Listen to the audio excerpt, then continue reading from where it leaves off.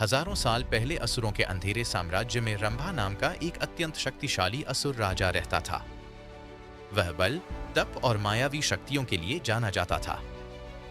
एक दिन रंभा जंगल से गुजर रहा था, तभी उसकी दृष्टि नदी के किनारे चल रही एक अत्यंत सुंदर भैंस पर पड़ी। उस भैंस की अद्भुत काया और सौंदर्य को देखकर रंभा मोहित हो गया। अपने अहंकार और मायावी शक्तियों के कारण उसने स्वयं को भैंस के रूप में परिवर्तित कर लिया और उस भैंस के साथ जंगल में रहने लगा। कुछ समय बाद उनके मिलन से एक अद्भुत और भयावह संतान ने जन्म लिया। उस बच्चे का नाम पड़ा महिषासुर। उसका जन्म ही असामान्य था। उसका स्वरूप आधा मनुष्य और आधा भैंसा था। महिष का अर्थ भैंस और असुर का अर्थ राक्षस होता है।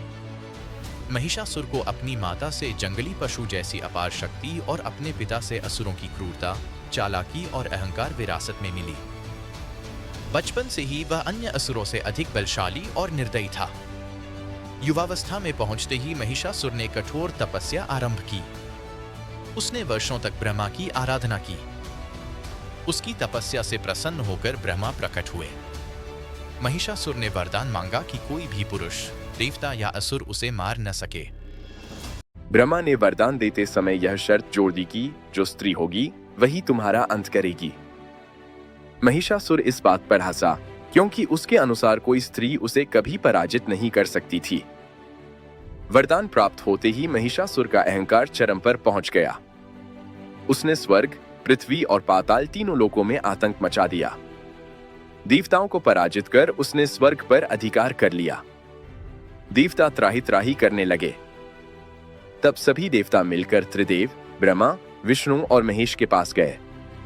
देवताओं के क्रोध और शक्ति से एक दिव्य ऊर्जा प्रकट हुई और उसी ऊर्जा से जन्म हुआ आदि शक्ति दुर्गा का। माता दुर्गा के 10 हाथों में देवताओं ने अपने अपने अस्त्र प्रदान किए। सिंह उनका वाहन बना। जब महिषासुर को माता दुर्गा के आगमन का समाचार मिला तो उसने युद्ध का आह्वान किया। युद्ध कई दिनों तक चला। महिषासुर बार बार रूप बदलता, कभी सिंह, कभी हाथी, कभी मानव और अंत में भैंसे के रूप में आ गया। जब वह अपने भैंसे रूप में माता पर आक्रमण करने लगा, उसी क्षण माता दुर्गा ने अपने त्रिशूल से उसका वध कर दिया। इस प्रकार अहंकार, अत्याचार और अधर्म का अंत हुआ और धर्म की विजय हुई।